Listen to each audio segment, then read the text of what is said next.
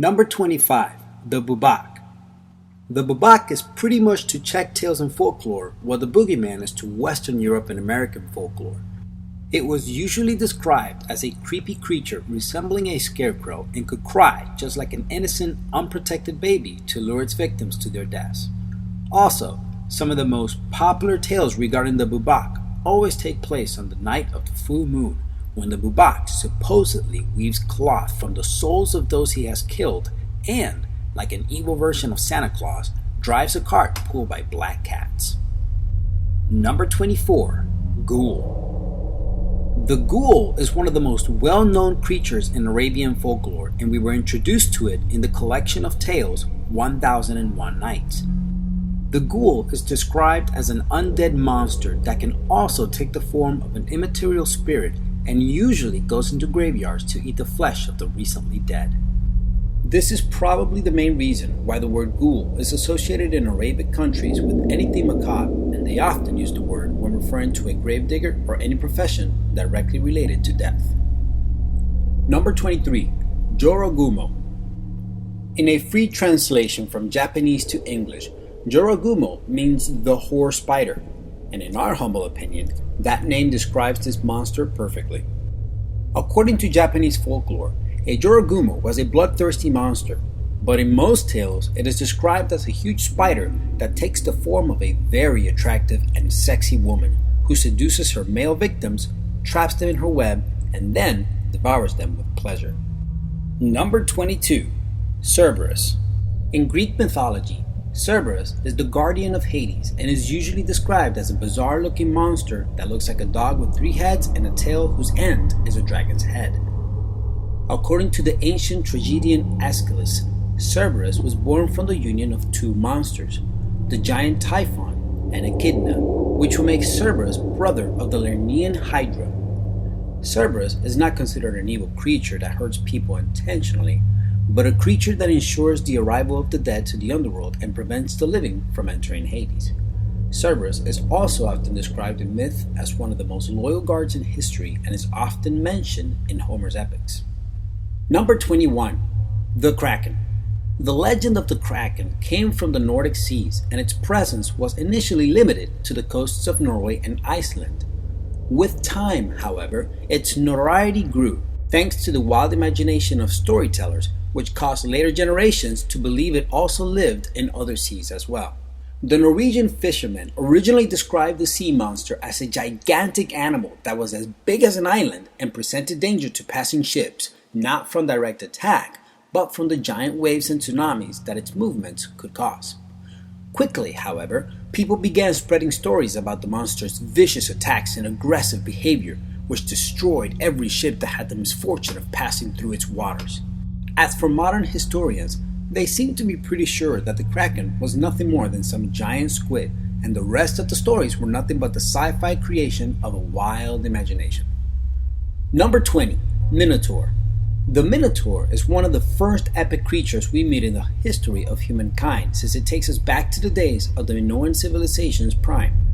The Minotaur was said to have the head of a bull on the body of an extremely large, muscular man and dwelt at the center of the Cretan labyrinth, which was designed by Daedalus and his son Icarus at King Minos' request. As one can easily understand, whoever was unlucky enough to get lost in the labyrinth became the Minotaur's prey, the exception being the Athenian king Theseus, who killed the beast and was the only one who made it out of the labyrinth alive with the help of Ariadne, Minos' daughter. Number 19, the Wendigo. Those of you who are familiar with psychology have probably heard the term Wendi-Go psychosis, which describes a psychosis to eat human flesh. The medical term takes its name from the mythical creature called Wendi-Go, which, according to the Native American tribe the Algonquian, was an evil creature that looked like a cross between a human and a monster, something similar to a zombie. According to legend, only people who ate human flesh were at risk to become Wendigos, so don't eat human flesh. Of course, this creature never existed, and was a myth invented by the wise Algonquian who tried to prevent their people from engaging in cannibalism, which was apparently a problem among their tribe. Number 18, Kappa. In ancient Japanese folklore, the Kappa is a water demon that lives in rivers and lakes and devours naughty children. Kappa means child of the river and has the body of a turtle, frog limbs, and a head with a beak. Also, at the top of its head there is a cavity with water. While it is supposedly an aquatic creature, they're active on dry land. According to legend, a Kappa's head should always be kept wet, otherwise it loses all its strength. Strangely enough, many people consider the existence of a Kappa a sure thing, and there are signs at some lakes in Japan warning the visitors that there is a serious danger of being attacked by the creature while they enjoy their picnic. So if you're ever in Japan, watch out. Number 17. Talos. Greek mythology has given to the world some of the most epic heroes, gods, and creatures, and Talos is no doubt one such case. The huge bronze giant supposedly lived in Crete, where he supervised and protected a woman named Europa from pirates and invaders. For that reason, Talos patrolled the island's shores 3 times every day, while in some other stories, Talos takes the form of a bronze bull. The ancient Greeks also believed that Talos had a bronze body simply because he was the only living survivor from the Bronze Age and was blessed or cursed, depending how you look at it, to carry his heredity in a way that couldn't go unnoticed. Number 16. Menehune. According to urban legend, the Menehune were an ancient race of dwarves who lived in the forest of Hawaii before the Polynesians settled there. Many scholars attribute the existence of ancient statues on the Hawaiian Islands to the Menehune. Others argue that the legend of the Menehune emerged with the arrival of Europeans in the area and that there was no such race in reality, but rather a creation of the human imagination. The myth goes back to the roots of Polynesian history. When the first Polynesians arrived in Hawaii, they found dams, roads, and even churches which some claimed to were built by the Menehune, who, among other things, were apparently famous craftsmen. However, no one has found skeletons or remains of the small-bodied people in Hawaii to confirm their existence, despite there being strong evidence that there was an ancient tribe living there that happened to include exceptional craftsmen, well before the Polynesians or Europeans arrived. Number 15. Grypas. The Grypas was a legendary creature with the head and wings of an eagle and the body and tail of a lion. As the lion and the eagle are the kings of the animal kingdom, the Grypas, as a combination of both, was symbolic of power and domination. The Grypa can be found in many depictions of Minoan Crete during the Bronze Age, but also later in the art and mythology of ancient Greece in general. However, some believe that the creature existed way before its figuring in ancient Greece, since similar forms of the hybrid animal have been found in ancient Egypt and Persia, where Grypas symbolized the struggle against evil and witchcraft. Number 14. Tarasque. The tale of Tarasque is reported in the story of Saint Martha, which is included in Jacobus de Voragines' hagiographic Biographies of Christian Saints collection, The Golden Legend. Tarasque was a dragon with a very complicated appearance and bad intentions.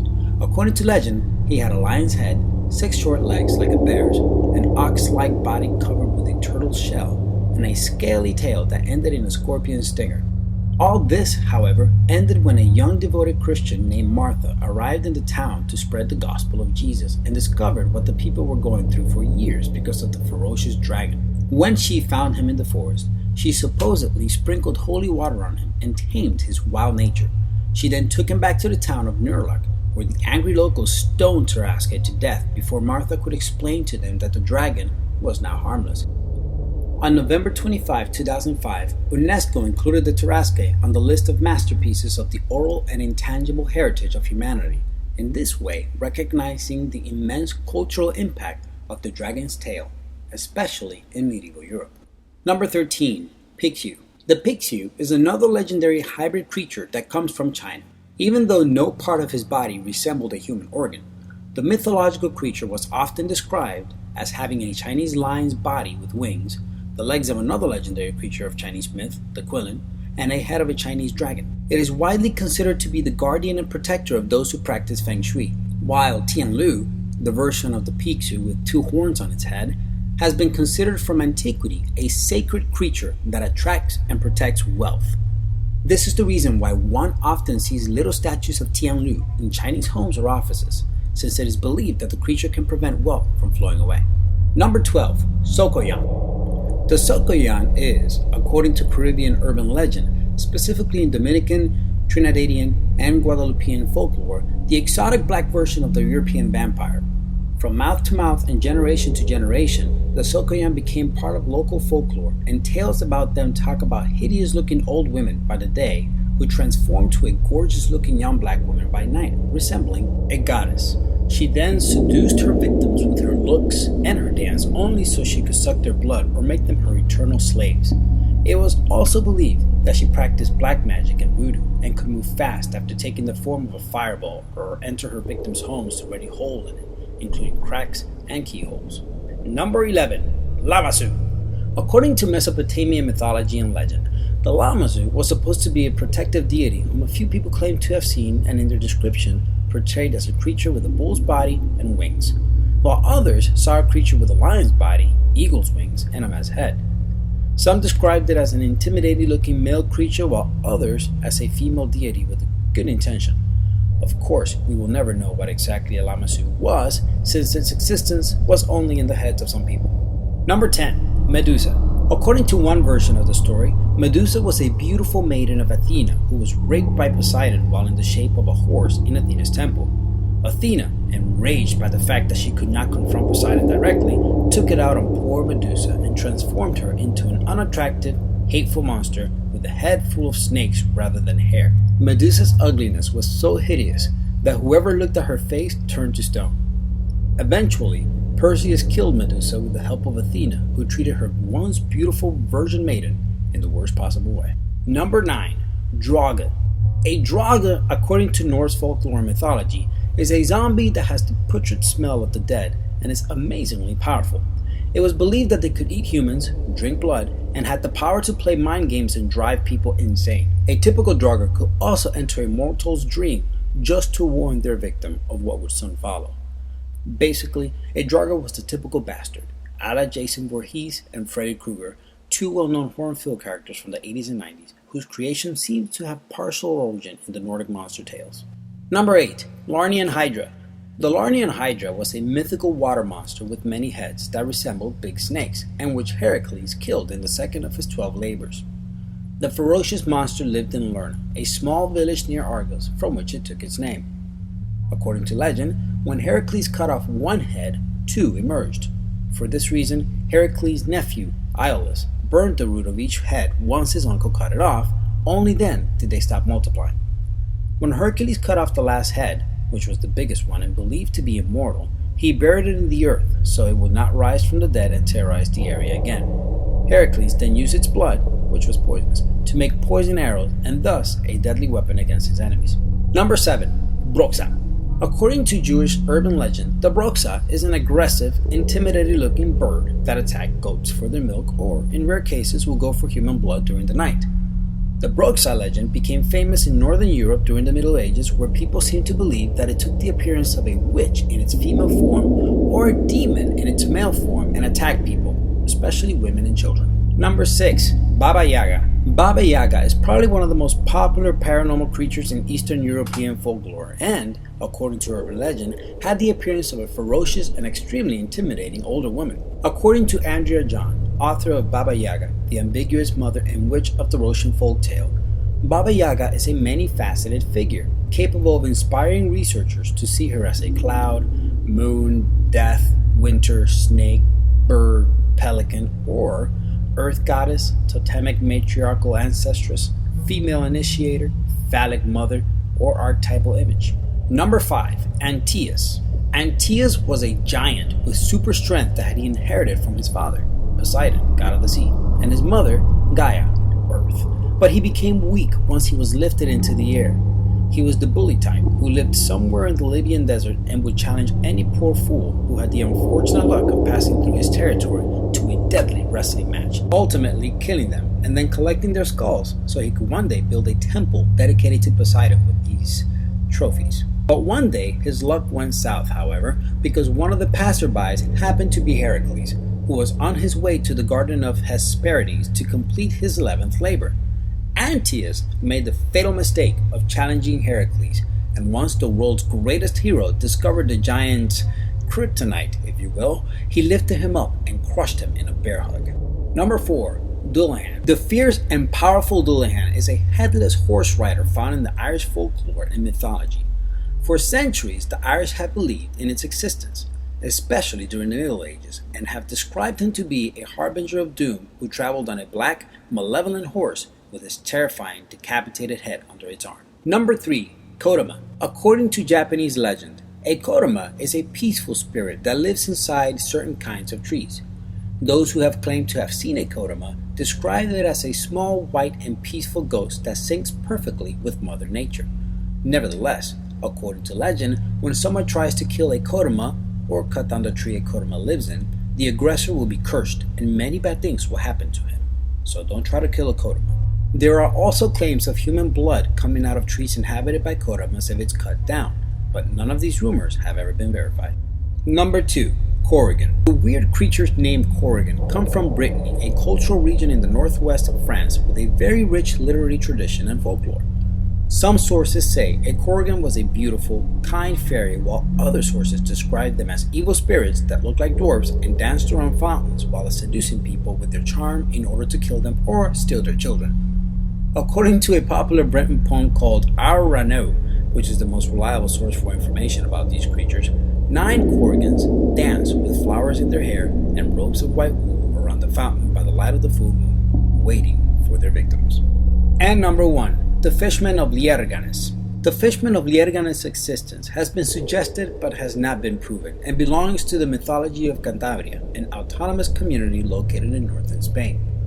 The Fishmen of Lierganes, according to urban legend, is an amphibious being that looks like a depressed man who had been lost at sea. Many people believe that the Fishman was one of the 4 sons of Francisco de la Vega and Maria de Casar, a couple who lived in the area, who was thought to have drowned when he went swimming with his friends in Bilbao's estuary and was never seen again. Even more strange about this story is the fact that the bright Spanish Enlightenment scholar Benito Jerónimo Fayol, who was known for encouraging scientific and empirical thought in an effort to debunk myths and superstitions, examined the tale closely and was charmed by this story to the point that he claimed, against his own better judgment, that the story of the Fishmen of Lierganes was somehow true.